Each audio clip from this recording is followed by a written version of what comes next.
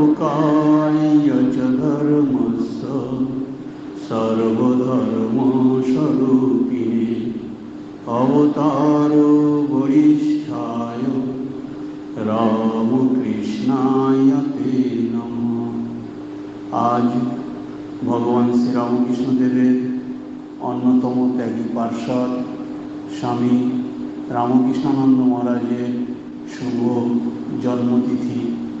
এই উপলক্ষে মহারাজের জীবনী পাঠ ও আলোচনা, মহারাজের প্রতি আমাদের শ্রদ্ধা নিবেদন।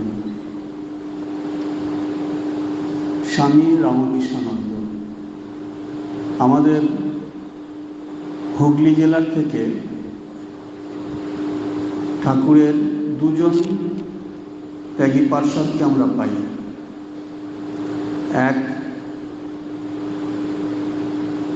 স্বামী প্রেমানন্দ মহারাজ, দুই স্বামী রামকৃষ্ণানন্দ মহারাজ। আরও একজনের পূর্বপুরুষদের বসত বাড়ি যদিও হুগলি জেলাতে ছিল, কিন্তু পরবর্তীকালে ওনারা কলকাতায় উঠে যান, তাই ওনার জন্মস্থানটা কলকাতার আমহাস্ট্রিটে। তিনি হচ্ছেন এই রামকৃষ্ণানন্দ মহারাজেরই ভাই সম্পর্কে কাকার ছেলে, যিনি স্বামী শারদানন্দ মহারাজ। এই রামকৃষ্ণানন্দ মহারাজ,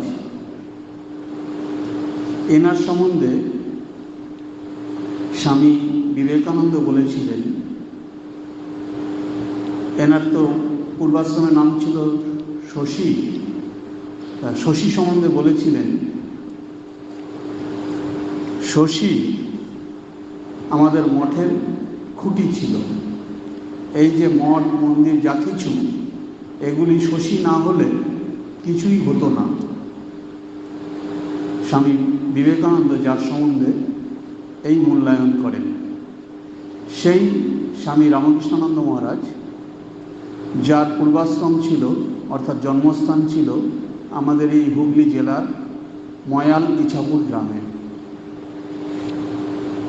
এই ময়াল ইছাপুর গ্রামে ওনার পিতার নাম ছিল ঈশ্বরচন্দ্র চক্রবর্তী।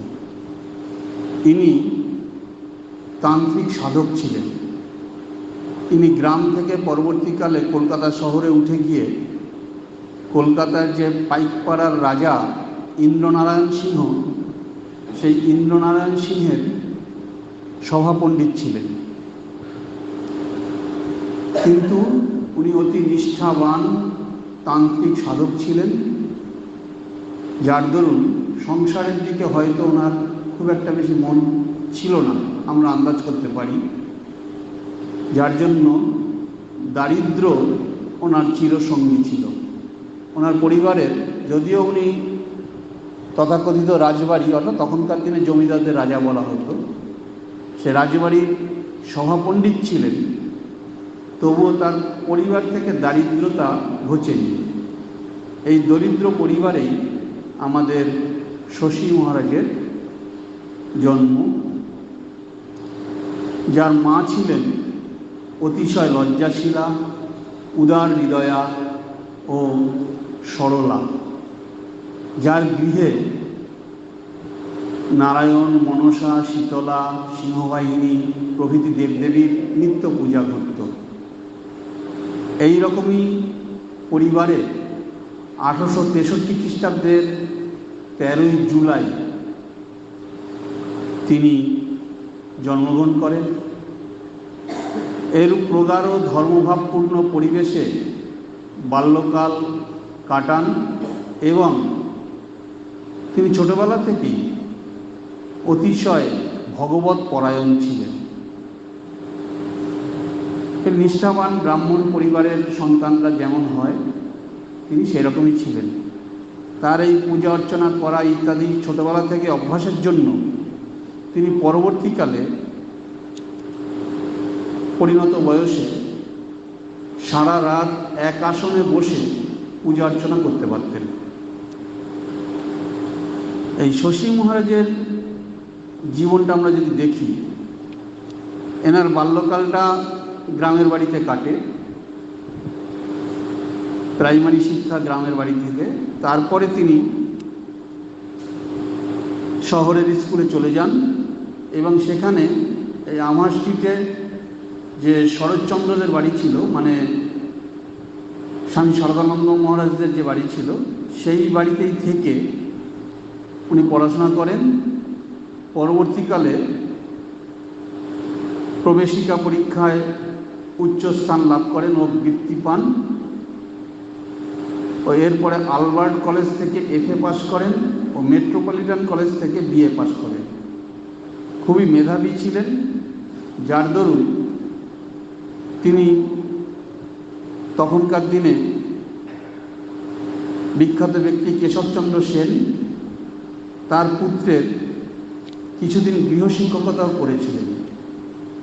এই গৃহশিক্ষকতা ইত্যাদি করেই উনি ওনার পড়াশোনার খরচ চালাতেন। শশী মহারাজের জীবনের আরেকটা দিক দেখা যায়, তিনি ছোটবেলা থেকেই আজীবন নিরামিষাশী ছিলেন, নিরামিষ খেতেন। চৈতন্য চরিতামৃতে আকৃষ্ট হয়ে তিনি এই নিরামিষ আহারের সংকল্প গ্রহণ করেন এবং আজীবন তিনি নিরামিষ খান। এরপরে আমরা দেখি কলকাতায় এই যে বাগ্মী প্রবর কেশবচন্দ্র সেন, ওনার একটি পত্রিকা ছিল ইন্ডিয়ান মিরর। এই পত্রিকা থেকে উনি প্রথম জানতে পারেন দক্ষিণেশ্বরের পরমহংস শ্রীরামকৃষ্ণদেব সম্বন্ধে, এবং এই শ্রীরামকৃষ্ণদেব সম্বন্ধে জেনে, দিনটি ছিল 1883 খ্রিস্টাব্দের অক্টোবর মাসের কোনো একদিন। সেদিন এই শশী, শরৎ ও অন্যান্য কয়েকজন বন্ধুদের নিয়ে এনারা আসেন দক্ষিণেশ্বরে প্রথম। তা যুবকদিগকে শ্রীরামকৃষ্ণ অতি প্রীতি সহকারে গ্রহণ করিলেন এবং কেশবচন্দ্রের সমাজে যাতায়াত আছে শুনিয়া শশীকে জিজ্ঞাসা করিলেন তিনি সাকার ভালোবাসেন না নিরাকার ভালোবাসেন। শশী উত্তর দিলেন, ঈশ্বর আছেন কি না তাই জানি না, তাঁর আবার সাকার আর নিরাকার। সরল ও নির্ভীক উত্তরে সন্তুষ্ট হইয়া ঠাকুর বলিতে লাগিলেন, বাপমা আজকাল ছেলেদের অল্প বয়সে বিয়ে দিয়ে দেয়। যেই তারা স্কুল কলেজ থেকে বেরোয় অমনি অনেক ছেলে মেয়ের বাপ হয়ে পড়ে। তখন পরিবারের ভরণ পোষণের জন্য চাকরির সন্ধানে ছুটোছুটি করে বেড়ায়।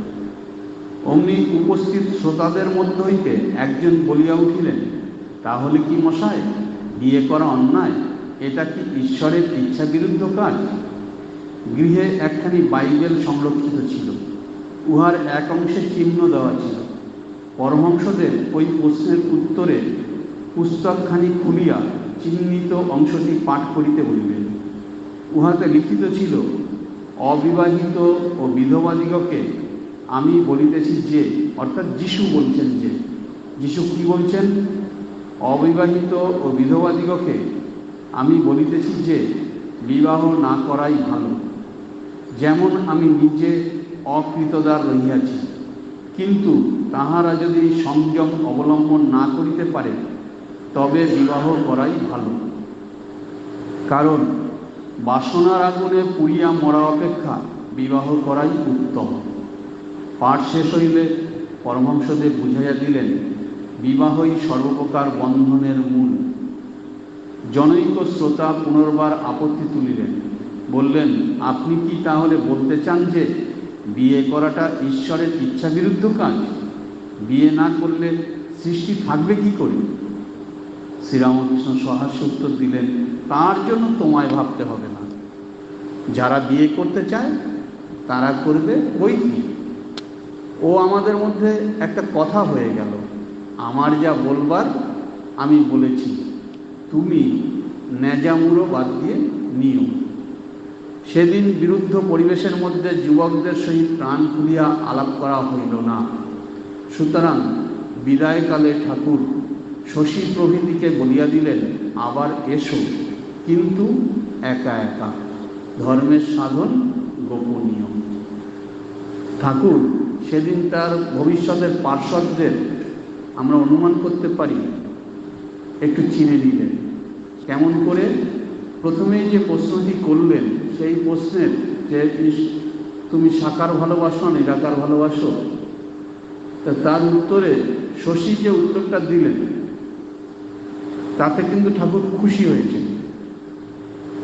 তার কারণ শশীর উত্তরটা ছিল সরলতা ও নির্ভীকতাপূর্ণ, মানে ভয়ও পাচ্ছেন না এবং সরলভাবে বলছেন যে ঈশ্বর আছেন কি নাই তাই জানি না, তার আবার সাকার আর নিরাকার। ঠাকুর এতে খুশি হয়েছেন। আর খুশি হয়ে তিনি ঠিক এমন একটা প্রসঙ্গ তুললেন যে প্রথমে যেন একটু মিষ্টি মিষ্টি করে আঘাত দিলেন, কিন্তু কার কোনটা পথ এ কি ওই দিনই তারা মোটামুটি ধারণা করতে পারছে, আমরা অনুমান করতে পারি। এরপরে দেখছি কাজের কথাটি ঠাকুর বলে দিলেন। কি বললেন? যে আমি যা বললাম তুমি নেজামুড়ো বাদ দিয়ে নিও, যে যেমনটি নেবে নেবে। একই উপদেশের ভিন্ন ভিন্ন জন ভিন্ন ভিন্ন অর্থ ধরে, এবার তোমার যেটুকু যা নেবার নেবে। আর বলে দিলেন কি? যে আবার এসো। ঠাকুরের একটি মন্ত্র ছিল আবার এসো।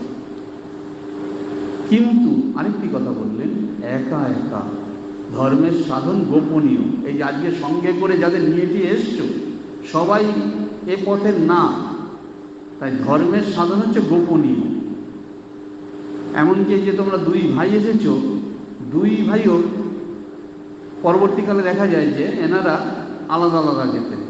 তার কারণ ওই একজনের কলেজের ছুটি ছিল বৃহস্পতিবার, আর একজনের কলেজের ছুটি ছিল রবিবার। কেউ তাই যেত বৃহস্পতিবার, কেউ যেত রবিবার। ঠাকুর সে প্রথম দিনই গাইডলাইন দিয়ে দিলেন যে ধর্মের সাধন গোপনীয়, এটি যার যার তার। প্রথম দিনেই ঠাকুর শশীর মন জয় করিয়া লইলেন। এই আকর্ষণের ফলে তিনি কলেজের ছুটির দিনে দক্ষিণেশ্বরে যাইয়া ঠাকুরের কথামৃত পান করিতে লাগিলেন। এরপরে মাঝে মাঝেই যান, গেলে তাহাকে ঠাকুর বলতেন বসো বসো, তিনিও বসিতেন। কিন্তু আশ্চর্যের বিষয় হইল এই যে এইভাবে বসিয়া থাকিতে থাকিতেই মনের সংশয় চলিয়া যাইত। ক্রমে সুযোগ বুঝিয়া ঠাকুর তাহার নিকট স্বীয় স্বরূপ প্রকটিত করিয়া তাহার হৃদয় মন চিরতরে এক উচ্চতর স্তরে তুলিয়া লইলেন। একদিন বস্তু বিশেষের সন্ধানে শশী দ্রুত পদে ঠাকুরের কক্ষ অতিক্রম করিয়া যাইতেছেন। এমন সময় ঠাকুর বলিয়া উঠিলেন, তুই যাকে চাস সে এই, সে এই, সে এই। চকিতে শশীর দৃষ্টি অনুসন্দেহ বস্তু হইতে সদানন্দময় ঠাকুরের প্রতি আকৃষ্ট হইল। তিনি বুঝিলেন ঠাকুরই জীবনের একমাত্র জ্ঞেয় বস্তু, আর সব অনুসন্ধান এই বৃহৎ অনুসন্ধানেরই রূপান্তর মাত্র। আমরা ঠাকুরের যে ত্যাগী পার্শ্বদের বিভিন্ন জনদের জীবনে জানি, এক একজনকে ঠাকুর এক একভাবে প্রথম দিন থেকেই যেন আকর্ষণ করে নিচ্ছে। এখানেও প্রথম দিন না হোক দ্বিতীয় দিনেই ঠাকুর শশীকে আকর্ষণ করে নিলেন, যে এই কথাটি বলে যে তুই যাকে চাস সে এই, সে এই, সে এই। শশীরও মনে হলো যে ঠাকুরই জীবনের একমাত্র জ্ঞেয় বস্তু, আর সব অনুসন্ধান এই বৃহৎ অনুসন্ধানেরই রূপান্তর মাত্র। এইভাবে শশী যাওয়া আসা বাড়িয়ে দিলেন দক্ষিণেশ্বরে। এর মধ্যে দেখা গেল একসময় শশীর নরেন্দ্রের মুখে সুফি কাব্যের প্রশংসা শুনে ফার্সি ভাষা শিখবার ইচ্ছা জন্মেছে। একটু ফার্সি ভাষা শিখবেন আর সুফি কাব্য সম্বন্ধে আরো বেশি করে জানবেন।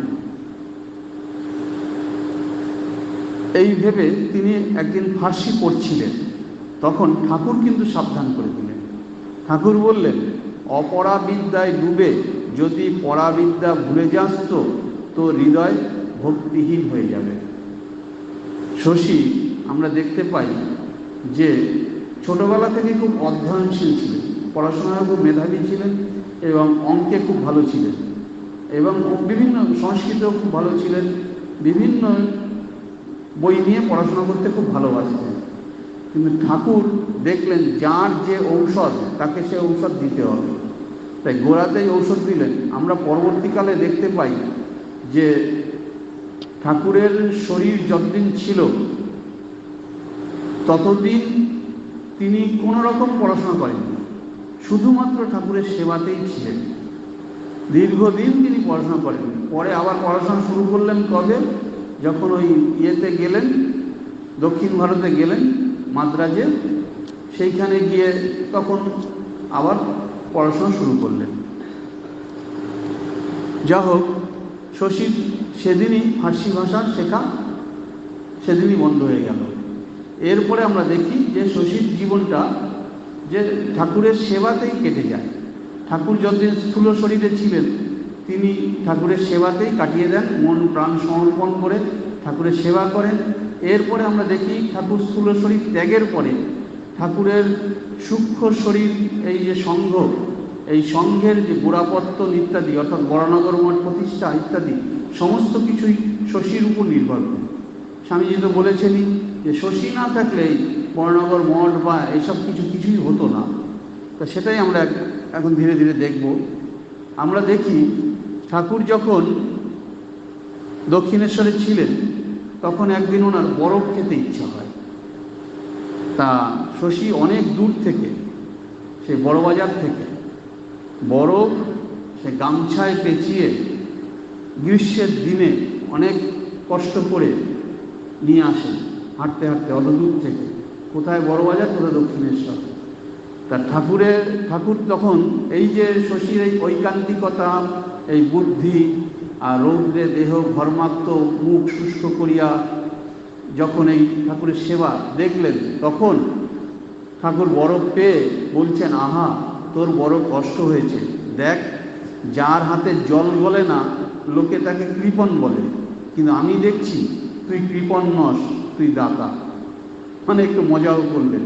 আমরা কথায় কথায় বলি না, যার হাতে জল গলে না সে কৃপণ, তা তোর হাতে তো বরফ গললো না, এত দূর থেকে নিয়ে আসলি, কিন্তু তুই দাতা। একটু ঠাকুর মজা করলেন। ঠাকুর একদা বলেছিলেন যে শশী আর শরৎকে দেখেছিলাম ঋষিকৃষ্ণের দলে ছিল। ঋষিকৃষ্ণ বলতে ঠাকুর যীশুখ্রিস্টকে বলতেন। মানে ঠাকুরের যে অন্তরঙ্গ পার্ষদ, কে কাকে কোন দল থেকে তিনি নিয়ে এসেছেন, কে পূর্ব জন্মে কী ছিল, ঠাকুর কখনো কখনো বলতেন। যেমন যোগেন মহারাজকে বলতেন অর্জুন, অর্জুনের মানে অবতার। আবার মাস্টারমশাইকে বলেছিলেন যে তাকে তার চৈতন্য ভাগবত পড়া শুনে বলছিলেন যে তিনি শ্রী চৈতন্যদেবের দলে ছিলেন। এই রকম এক একজনকে এক রকম বলেছিলেন। এটা ঠাকুরের দর্শনের কথা। যেমন স্বয়ং নরেন্দ্রনাথকে বলেছিলেন যে সেই সপ্তর্ষির দলে। এরকম ঠাকুরের গলরোগ যখন ধরা পড়ল, উনি তো দক্ষিণেশ্বর থেকে প্রথমে গেলেন শ্যামপুকুরে আমরা দেখি যে ঠাকুর যখন গেলেন সঙ্গে পথ্য প্রস্তুতির জন্য আমাদের মাও গেলেন। আর সে সময় নরেন্দ্রনাথের নেতৃত্বে ঠাকুরের সেবার জন্য একটা টিম তৈরি হলো। সেই টিমের মধ্যে শশীও ছিলেন। সেই টিমে যেমন আমাদের লাটু মহারাজ ছিলেন, তারপরে ছোট গোপাল ছিলেন, কালী মহারাজ ছিলেন, তেমন শশী মহারাজও ছিলেন। এইসব কর্মঠ যুবক ভক্তদের নিয়েই তখন টিম হয়েছিল। তারা ওই সারাদিন ঠাকুরের সেবাতেই কাটিয়ে দিতেন। মানে সেই সময় শশীর বাড়ি ঘরে যাওয়া বন্ধ হয়ে গেল, ঠাকুরের সেবাতেই কাটিয়ে দিতেন। এই দেখতে পেয়ে তার একজন প্রতিবেশী বৃদ্ধ, পাড়ার প্রতিবেশী বৃদ্ধ, তাকে একদিন বললেন যে তোমার তো পরীক্ষা দেওয়া বাকি, এখনো বিএ পরীক্ষা বাকি, তা সে পরীক্ষাটা দিয়েই গুরু সেবা করো না। তখন শশী উত্তর দিলেন, আমি যদি তার আগে মরে যাই ততদিন আমার মৃত্যু হবে না, এই কথা কি আপনি নিশ্চয় করে বলতে পারেন? মানে তখন আমরা দেখতে পাই যে এই গুরুরূপী শ্রীরামকৃষ্ণ তার মনটাকে এমনভাবে আকর্ষণ করে নিয়েছেন যে তিনি তার মন প্রাণ সব ঠাকুরের কাছেই সমর্পণ করে দিয়েছেন। এই শ্যামপুকুরের পরে এরপরে দেখি আমরা কাশীপুর। কাশীপুরেও তিনি সর্বদা ওই ঠাকুরের সেবাতেই থাকতেন। একদিন তখন শীতকাল, ঠাকুরের জামরুল খেতে ইচ্ছা হলো, একটু জামরুল খেতে ইচ্ছা হলো, কিন্তু এই শীতকালে জামরুল পাবেন কোথায়? শশী বিভিন্ন জায়গায় খোঁজ লাগালেন, লাগিয়ে জানতে পারলেন যে অনেক দূরে এক বাগানে আছে জামরুল। সেখান থেকে তিনি জামরুল সংগ্রহ করে নিয়ে এলেন। জামরুল পাইয়া ঠাকুর সবিস্ময়ে জিজ্ঞাসা করিলেন, এমন সময় জামরুল কোথায় পেলি রে? কোথায় আর পাইলেন? সত্য সংকল্প ঠাকুরের যেখানে অভিলাষ, আর বীর ভক্ত যেখানে সেবক, সেখানে কোন বস্তু অলভ্য হয়? শশীর ভাবটা ছিল মহাবীরের ভাব, মহাবীর হনুমানের ভাব। মহাবীর হনুমান রামচন্দ্রকে যেভাবে দেখতেন যে তুমি প্রভু, আমি তোমার দাস সেবক, শশীও ঠাকুরকে সেইভাবে দেখতেন যে তুমি প্রভু, আমি তোমার দাস, আমি তোমার সেবক। ঠাকুরের সেবায় নিযুক্ত শশীর আহারাদি পর্যন্ত ভুল হয়ে যেত, খাওয়ার কথাও মনে থাকতো না। কতদিন ঠাকুর তাহাকে বলিতেন, নিয়ে খেয়ে নাও, আমি এখন ভালো আছি, আমার এখন আর কোনো দরকার নেই, খেয়ে এসো, এইভাবে ঠাকুর বলতেন। এমন বহুবার হয়েছে যখন শশীকে অবিরাম বিজন করিতে দেখিয়া ঠাকুর তাহার হাত হইতে পাখা লইয়া লাটুকে দিয়াছেন। দেহত্যাগের পূর্বে একদিন শশীকে তিনি স্নেহ বিগলিত স্বরে বলিলেন, দেখ, তোরা এই সেবা দিয়ে আমায় বেঁধে রেখেছিস, তোরা যদি বলিস তাহলে একবার সেখানে দেখে আসি। সকলেই বুঝিলেন ঠাকুর লীলা সংবরণের ইঙ্গিত করিতেছেন, আর যেন বলিতেছেন যে ভক্তের আকর্ষণই তাহাকে মর্তধামে ধরিয়া রাখিয়াছে। এরপরে আমরা দেখি ঠাকুরের যখন শরীর গেল, স্থূল শরীর ত্যাগ হলো 1886 সেই 16ই অগস্ট, তখন আমরা দেখতে পাই যে যখন ওই কাশীপুরে ঠাকুরের শরীর রাখার পরে, মানে স্থূল শরীর দাহ করার পরে যে ভস্য নিয়ে যখন গৃহী ভক্ত এবং ত্যাগী ভক্তদের মধ্যে একটু দ্বন্দ্ব চলছে। গৃহী ভক্তরা চাইছে সম্পূর্ণ ভক্ত নিজেদের কাছে রাখতে, সম্পূর্ণ অস্থিটা নিজেদের কাছে রাখতে, এবং ত্যাগী ভক্তরা চাইছে তাদের কাছে রাখতে। তখন ওই শশী ও নিরঞ্জন এই দুজনে মিলে ঘোরতর আপত্তি তুলল এবং বলল, আমি কলসি দেব না, আমরা কলসি দেব না, ঠাকুরের অস্থি কলসি দেব না। তখন ওরা করল কি, ওই রামবাবুর প্রস্তাবে সাড়া না দিয়ে ওই ভস্মাবশেষ থেকে, কলসির ভস্য থেকে অর্ধেকের বেশি ভস্য সরিয়ে রেখে দিলেন, যে রামবাবুকে দেব না সবটা, আর সরিয়ে বলরামবাবুর বাড়িতে নিত্য পূজার জন্য পাঠিয়ে দিলেন। তখন তো তাদের থাকবার জায়গা নেই, কাশীপুরের বাড়িও ছেড়ে দিতে হচ্ছে ইত্যাদি। তখন বলরামবাবুর বাড়িতে ওই ভস্য রেখে দিলেন। সেই ভস্য ওই পরবর্তীকালে ওই বড়নগর মঠে আসে, তারপরে আলমবাজারে যায়, তারপর বেলুর মঠে আসে। বেলুর মঠে সেখানে গর্ভমন্দিরে এখন আছে, আর অর্ধেক ওই কাকুরগাছির বাগান বাড়িতে সেখানে আছে। তা কাকুরগাছির বাগান বাড়িতে যেদিনকে সেই ভস্য কলসি সমাহিত করা হয়, সে সময় সেই জলে শশীও গিয়েছেন। তা সেই কাকুরগাছিতে সেখানে যখন সেই কলস মাটিতে পুঁতে উপরে মাটি দেওয়া হচ্ছে, তখন শশী জোরে কেঁদে উঠে বললেন, ওগো, ঠাকুরের গায়ে বড় আঘাত লাগছে, তোমরা যে উপর থেকে মাটি ফেলছো এত জোরে জোরে, ঠাকুরের গায়ে বড় আঘাত লাগছে। মানে তিনি সবসময়তেই ওই ঠাকুরের স্মৃতি বিজড়িত যা কিছু, তার মধ্যে সবসময় ঠাকুরকেই দেখতে পেতেন। শশীর কথায় সকলেরই চোখে জল আসিল। তাই তো ঠাকুর যে সদা বিদ্যমান, সদা সচেতন। ইহার পর শশীকে গৃহে ফিরিয়া অধ্যয়নে মনোনিবেশ করিতে হইল। কাকুরগাছিতে যখন ওই হলো, তারপরে আবার বাড়ি ফিরে যেতে হলো। বাড়ির থেকে বাড়ির লোকেরা, বাবা মা ইত্যাদি টেনে নিয়ে গেল। পড়াশোনা তো রয়েছে, কিন্তু নরেন্দ্রের ডাকে সাড়া দিয়ে কিছুদিনের মধ্যেই আবার বরানগর মঠে ফিরে এলেন। এই আগস্ট মাসে তো ঠাকুরের শরীর ত্যাগ হলো, আগস্ট মাসের ওই 16 তারিখ। তারপর মধ্যে অল্প কিছুদিন গেছে। কেউ বলে যে বরানগর মঠ প্রতিষ্ঠা সেপ্টেম্বর মাসের শেষের দিকে, কেউ বলে না অক্টোবর মাসের শেষের দিকে। যাই হোক হবে, এই মাঝের দিন কটা তিনি এদিক ওদিক বাড়িতে ইত্যাদি কিছুদিন কাটিয়েছেন। এরপর আবার বরানগর মঠে চলে এলেন। এখানে শ্রী শ্রী ঠাকুরের শ্রী পাদুকার সম্মুখে অপর কয়েকজনের সহিত সন্ন্যাস গ্রহণান্তে তিনি নাম নিলেন রামকৃষ্ণানন্দ। নরেন্দ্রনাথের ইচ্ছা ছিল তিনি স্বয়ং ওই নাম গ্রহণ করিলেন।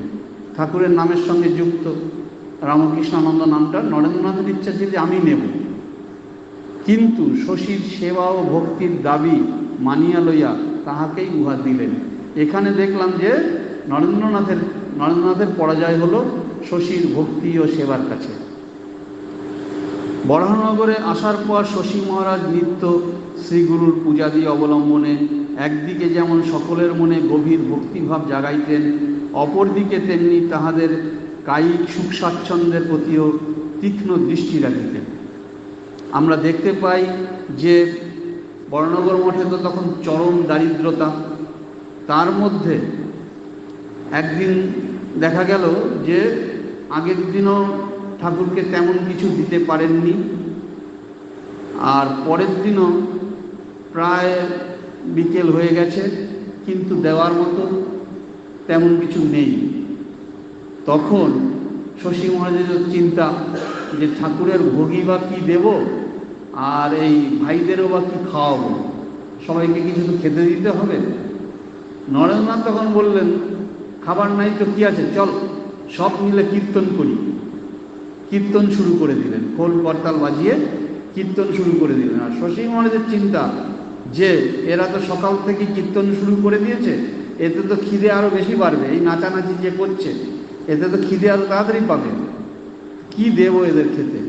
তখন তিনি করলেন কি, ওই পাড়ায় একটি বাড়ি ছিল, যে বাড়ির সবাই বিরোধী, কিন্তু একজন একটু পরিচিতর মধ্যে ছিল, তাকে গোপনে তাকে ডেকে সে আবার পেছন দিক দিয়ে জানলা গলিয়ে একটু চাল, একটু আলু, কটা আলু আর একটু ঘি দিয়ে দিলেন। তাই দিয়ে শশী মহারাজ ঠাকুরের ভোগ রান্না করে তাই ঠাকুরকে দিলেন, এবং তার প্রসাদ হিসেবে ওইটুকু ভাতই, ওই আলু সিদ্ধ দিয়ে মাখা ভাত, ওই যে কজন আছে প্রত্যেকের নামে নামে এক একটা করে পিণ্ড করলেন। করে তারা তো নাচানাচি করছে, আর তাদেরকে ধরে গিয়ে মিষ্টি ভাষায় বকুনি দিচ্ছেন, খুব তো নাচন কোদন হচ্ছে, গিলতে কিছু হবে না, আসো নাও গেল, এই বলে সমবয়সীতে সব ছিলেন, তা তাদেরকে মুখের মধ্যে গুজে গুজে দিচ্ছেন। নরেন্দ্রনাথের মুখে, এর মুখে, ওর মুখে গুজে গুজে দিচ্ছেন। নরেন্দ্রনাথ সেই খেয়ে বলছেন, ভাই শশী, এই অমৃত কোথায় পেলি ভাই? এই ছিল এনাদের মধ্যে মানে বন্ধন, যে বন্ধনে ঠাকুর এনাদেরকে বেঁধেছিলেন। স্বামী বিবেকানন্দ সত্যই বলিয়াছিলেন, শশী ছিল মঠের প্রধান খুঁটি, সে না থাকিলে আমাদের মঠবাস অসম্ভব হতো। সন্ন্যাসীরা ধ্যান ভজনে প্রায় ডুবে থাকত, এবং শশী তাদের আহার প্রস্তুত করে অপেক্ষা করত, এমনকি মাঝে মাঝে তাদের ধ্যান থেকে টেনে এনে খাওয়াতো। এই হলো শশী মহারাজের সেবা। তা মঠে তো তখন চরম দারিদ্রতা, তাই পেটে তো অন্ন লাগবে, তাই এই যে গুরু ভাইরা অন্যরা সকলেই প্রায় ওই তীর্থে তীর্থে ঘুরে বেড়াতো। তীর্থে তীর্থে ঘুরে বেড়ালে পেটের ভাতটা তো পাওয়া যাবে, কিন্তু শশী মহারাজ কিন্তু মঠ ছেড়ে, বরানগর মঠ ছেড়ে কোথাও যেতেন না, কোথাও যেতেন না। যে ছেড়ে গেলে ঠাকুরের সেবা বন্ধ হবে, তাই তিনি কোথাও যেতেন না। তাই স্বামী বিবেকানন্দ কখনো বলেছেন, শশী কেমন স্থান জাগিয়ে বসে থাকে, তাঁর দৃঢ় নিষ্ঠা একটা মহাভিত্তি স্বরূপ। এই শশী মহারাজের দৃঢ় নিষ্ঠা এটাকেই মহাভিত্তি স্বরূপ ধরেই আমাদের রামকৃষ্ণ মঠ মিশনের প্রতিষ্ঠা। এই বর্ণনগর মঠে একদিন হলো কি, মুক্তি ফৌজের দু একজন বাঙালি প্রচারক, মুক্তি ফৌজ মানে তখন ওই যীশুখ্রিস্টের প্রতি ভক্তিপরায়ণ একটা দল ছিল, স্যালভেশন আর্মি বলে। সেই স্যালভেশন আর্মির কয়েকজন প্রচারক এসছে, যে তারা দেখলো যে এরা তো খুব দারিদ্র্যের মধ্যে আছে, তো এরা বেশ ইয়ং ছেলে, এদেরকে যদি দলে টানতে পারি তাহলে আমাদের মানে খ্রিস্টানদের বেশ প্রচারটা জোরালো হবে। তাই বাঙালি প্রচারক কজন আসলো, আর তারা খবর পেয়েছিল যে বাইবেলে রামকৃষ্ণানন্দের বেশ জ্ঞান আছে, ওনার বাইবেলটাও খুব পড়া ছিল, ভালো পড়া ছিল। তাই শুনে উনি এবার বেশ করে দলে টানার জন্য এসছেন।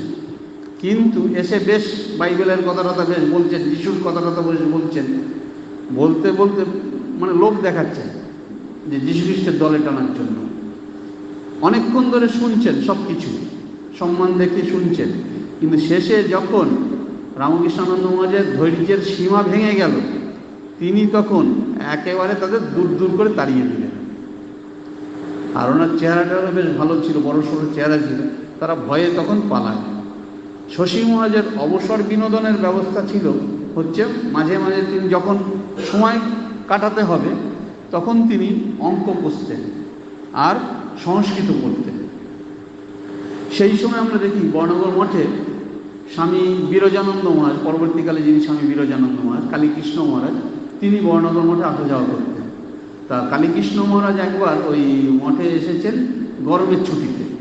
তা শশী মহারাজ বলে দিয়েছেন, গরমের ছুটিতে যখন আসবি তুই তো অঙ্কের কাঁচা, অঙ্কের বইটই সব নিয়ে আসবি। তা অঙ্কের বইটই সব নিয়ে এসছেন যে শশী মহারাজ অঙ্ক শেখাবেন। কিন্তু বর্ণনগর মঠে এসে ওই সর্বদা শশী মহারাজের সঙ্গেই ঠাকুরের সেবায় তিনি কালীকৃষ্ণ মহারাজ এইভাবে নিযুক্ত থাকতেন যে অঙ্কের বই আর খোলা হয়নি। ওই ছুটির পরে তো আবার বাড়ি চলে গেছেন। কিন্তু এই রকম ছিল শশী মহারাজের ঠাকুর সেবা। শশী মহারাজের কাছে যারা ঠাকুর সেবা শিখেছেন তারা যদি টিকে থাকতে পেরেছেন তো তাদের মহাকল্যাণ, কিন্তু শশী মহারাজের কাছে টিকে থাকা বড় কঠিন ছিল। পরবর্তীকালে আমরা দেখি ওই মাদ্রাজে শশী মহারাজের কাছে যে আমাদের মহারাজও ছিলেন, এখানকার মহারাজ স্বামী বিশুদ্ধানন্দ মহারাজ, তিনি বলছেন যে ওনার কাছে টিকে থাকাটা বড় কঠিন ছিল, উনিও বড় কষ্ট করে টিকে থাকতেন, কিন্তু যে একবার টিকে থাকতে পেরেছেন তার জীবন তৈরি হয়ে গেছে। শশী মহারাজের কাছে যে টিকে থাকতে পারতেন সে মানে শশী মহারাজের গালি শুনে প্রচণ্ড গালাগালি করতেন, যে ঠাকুর সেবায় সামান্য একটু ভুল হলে, কিছু হলে খুব।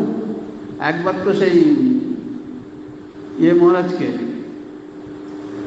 বললেন যে একজন সেবক মহারাজ ছিলেন, এটা বর্ণনগরের ঘটনা, ওই শশী মহারাজ ঠাকুরকে রোজ দাঁতন কাঠি দিতেন।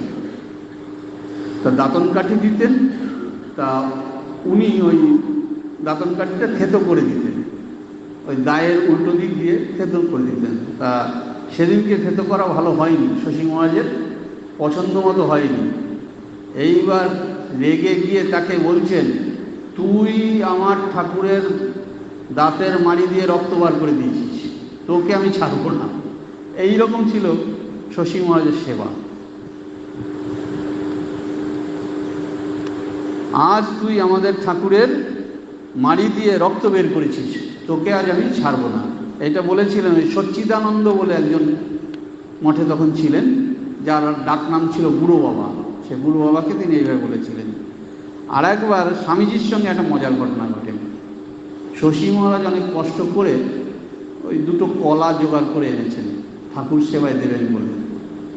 স্বামীজি এসে দেখছেন যে শশী দুটো কলা জোগাড় করে রেখেছে, শশীকে এবার তো খেপাতে হবে, রাগাতে হবে। উনি কি করেছেন, কলা দুটো নিয়ে খাচ্ছেন, নিজে খাচ্ছেন, আর শশীকে দেখাচ্ছেন, এই শশী, এই দেখ তোর তোর ঠাকুর কলা খায়, এই দেখ তোর ঠাকুর কলা খায়। আর শশী মহারাজ রেগে আগুন, আর শশী মহারাজ তাড়া করছেন নরেন্দ্রনাথকে, স্বামীজিকে তাড়া করছেন, স্বামীজি দৌড়চ্ছেন আর সেও পেছন পেছন দৌড়চ্ছে যে আজকে ধরলে ওকে মেরে ফেলে দেবো। তো ধরতে পেরেছেন, ধরে তো পিঠের মধ্যে 2-4 কিল ঘুষি দিয়েছেন। দেওয়ার পরেই ওনার সম্বিত ফিরল, আরে আমি কি করলাম? ঠাকুর না বলতেন নরেন আর আমি কি আলাদা? নরেনকে আঘাত করলাম, আমি কি করলাম? নরেন খাওয়া মানে তো ঠাকুরই খাওয়া। এই তো এবার কান্না শুরু হয়ে গেল যে নরেন তুই আমায় ক্ষমা কর ভাই। হ্যাঁ, তখন দুই বন্ধুর সেই আবার মিলন। নরেন বলছেন তাতে কি হয়েছে, তাতে কি হয়েছে? আর গন্ডগোলটা তো ওই করেছে, মজা করেছে। যাই হোক, এইরকম ছিল বর্ণাগর মঠের আরেকটি ঘটনা। একদিন, ওটা তো এমনি ভূতের বাড়ি বলে পরিচিত ছিল, একদিন রাত্রে সব শুয়ে আছে, হঠাৎ সেই একজন বলছেন যে ভাই কোথায় নিয়ে এলে? এই যে সত্যি ভূতের ভাটা খেলা চলছে। সন্ন্যাসীদের মধ্যে একজন বলছেন যে শশী মহাজকে ধরেছেন, তো শশী মহাজের মঠ, শশী মহাজকেই তাই মজা করে বলছেন ভাই কোথায় নিয়ে এলে? এই যে সত্যই ভূতের ভাটা খেলা চলছে, ছাদের পরে কি একটা নড়াচড়া করছে, এই শুনে বলছেন ইহাতে উত্তেজিত শশী মহারাজ তোর ভূতের বাপের শ্রাদ্ধ করছি বলিয়া একটি বড় লাঠি হাতে নিয়ে মার মার শব্দে দুপ দুপ করে একেবারে ছাদে গিয়ে উপস্থিত হল। যে রাতে ঘুমোতে দিচ্ছে না, দেখি কোথায় ভূত, হ্যাঁ তোর ভূতের বাপের শ্রাদ্ধ করছি, এই বলে লাঠি নিয়ে একেবারে ছাদে গিয়ে উপস্থিত। ছাদে গিয়ে দেখেন সেখানে ডাম্বেল ও লণ্ঠন রয়েছে। আর তখন সকলকে ডাকিয়া বলিলেন ভূতে বুঝি আবার লণ্ঠন নিয়ে ভাটা খেলে? মানে ওই যে ছাদে ডাম্বেল রয়েছে, লণ্ঠন রয়েছে, আসলে ওই ডাম্বেলটা গড়াচ্ছিল আর তার আওয়াজ হচ্ছে। পরে জানা গেল যে উহা স্বামী শারদানন্দ ও সদানন্দের কীর্তি। ওরাই হয়তো ওই ডাম্বেল নিয়ে ওই ছাদে ওই রাত দুপুরে ব্যায়াম ট্যাম করছিল। ওই কিছু ইয়ং ছেলে এক জায়গায় থাকলে যা হয় আর কি। তা যেই শশী মহারাজ আসছে তখন হয়তো কোথাও লুকিয়ে টুকিয়ে পড়েছে, ওদের আর দেখতে পাইনি, গিয়ে দেখছেন ওই ডাম্বেল রয়েছে, লণ্ঠন রয়েছে। এই শারদানন্দ সদানন্দের কীর্তি। সদানন্দ মহারাজ বলতে স্বামীজির শিষ্য সদানন্দ মহারাজ।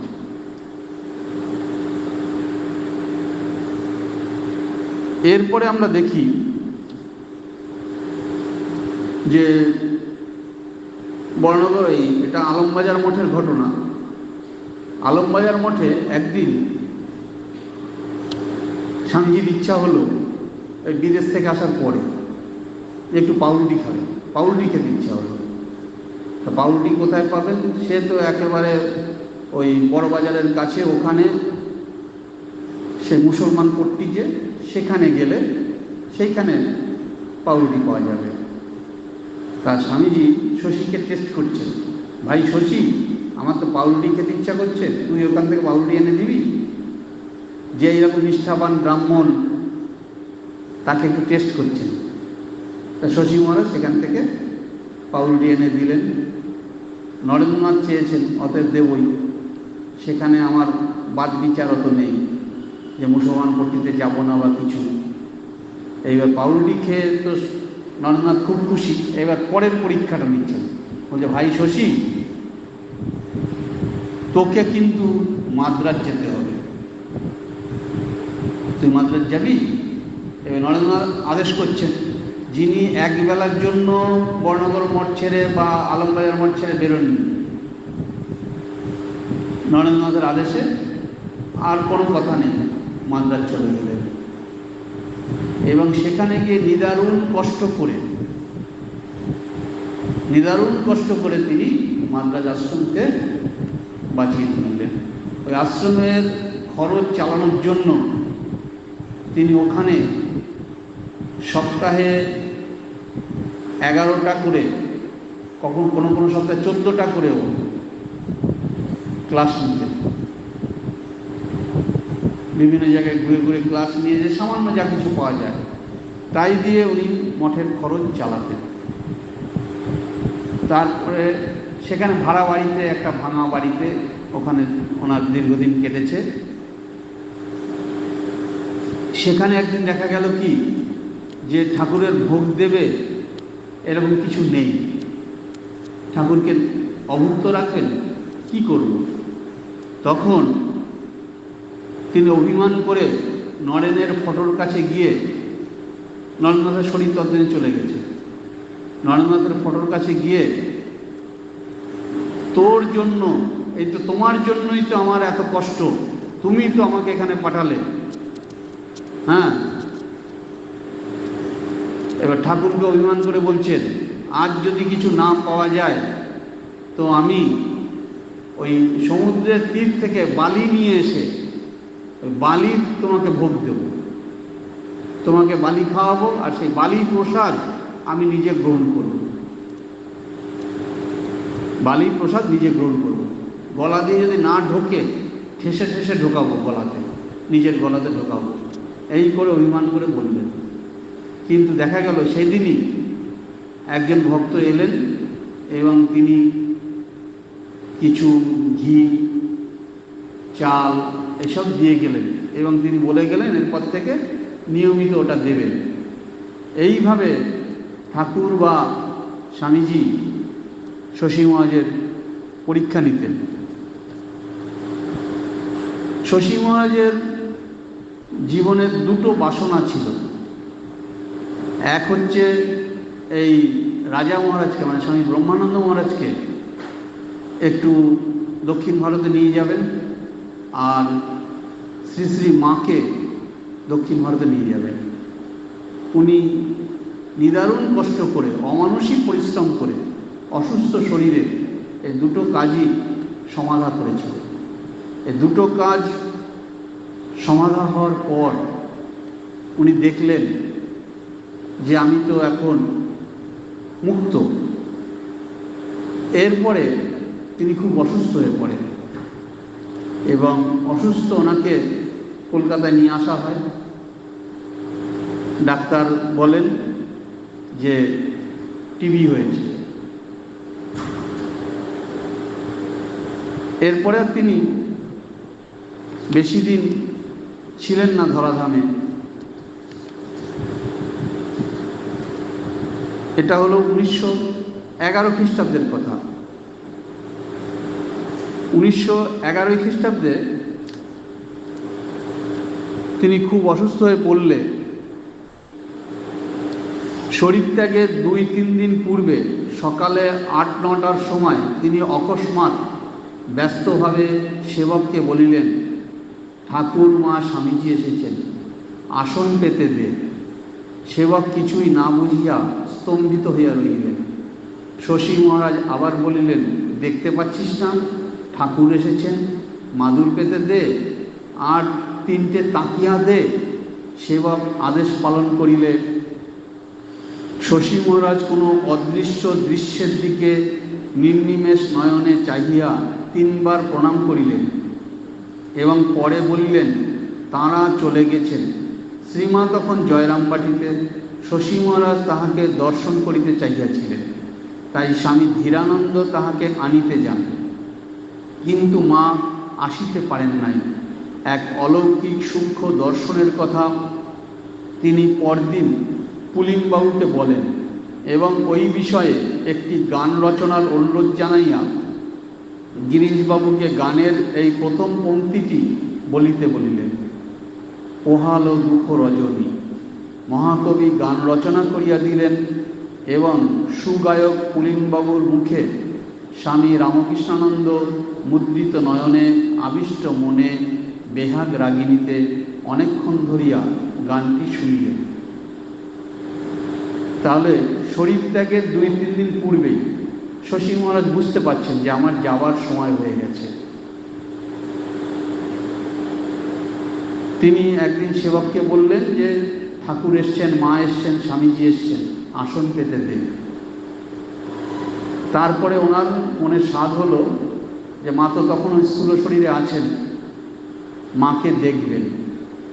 কিন্তু মা তখন জয়রামবাটি থেকে অত দূর থেকে আসতে পারেননি। কিন্তু সূক্ষ্ম শরীরে শশী মহারাজের একটা দর্শন হলো। সেই দর্শনের বিষয়বস্তু তিনি ঠাকুরের ভক্ত পুলিনবাবুকে বললেন। পুলিনবাবু তখন ওই বিষয়ে একটা গান রচনার অনুরোধ জানালেন গিরিশবাবুকে। গিরিশবাবু গান রচনা করলেন এবং পুলিনবাবু সেই গানটি গাহিলেন। গানটি ছিল এইরকম: ওহালো দুঃখ রজনী, গেছে আমি আমি ঘোর কুস্বপন, নাই আর ভ্রম জীবন মরণ, হেরো জ্ঞান অরুণ বদন বিকাশে হাসে জননী, বরাভয় করা দিতেছে অভয়, তোলো উচ্চ তান গাও জয় জয়, বাজাও দুন্দুভি সমন বিজয়, মার নামে পূর্ণ অবনী, কহিছে জননী কেদো না, রামকৃষ্ণ পদ দেখো না, নাহিক ভাবনা রবে না যাতনা, হেরো মম পাশে করুণারও দুটি আঁখি হাসে, ভুবন তারণ গুণমণি। এই গান শুনতে শুনতে তিনি আবিষ্ট হয়ে পড়লেন। এরপর 21শে আগস্ট মহাসমাধির কয়েক ঘন্টা পূর্বে তিনি ঠাকুরের চরণামৃত পান করিলেন। 1টার সময় তাহার মুখমণ্ডল আরক্তিত এবং সর্বশরীর পুলকে রোমাঞ্চিত হইয়া উঠিল, মাথার চুলগুলি পর্যন্ত খাড়া হইয়া উঠিল। 1টা 10 মিনিটে তিনি নশ্বর দেহ পরিত্যাগ করিলেন। স্বামী ব্রহ্মানন্দ তাহার মহাসমাধির সংবাদ পাইয়া বিষাদ গম্ভীর স্বরে বলিলেন, একটা দিকপাল চলে গেল, দক্ষিণ দিকটা যেন অন্ধকার হয়ে গেল। আর মাদ্রাজের পাঁচাইয়াপ্পা কলেজে শোক সভায় নগরবাসীরা সমবেত হইয়া এই প্রস্তাব গ্রহণ করিলেন, দক্ষিণ ভারতের নৈতিক ও আধ্যাত্মিক কল্যাণের জন্য স্বামী রামকৃষ্ণানন্দ জীবনপাত করিয়াছেন। মাদ্রাজের হিন্দু সমাজ শোক সন্তপ্ত হৃদয়ে স্বীকার করিতেছে যে তাহার মহাপ্রয়াণে সমূহ ক্ষতি হইয়াছে। ওম শান্তি শান্তি শান্তি, হরি ওম তৎসৎ। শ্রীরামকৃষ্ণার্পণমস্তু।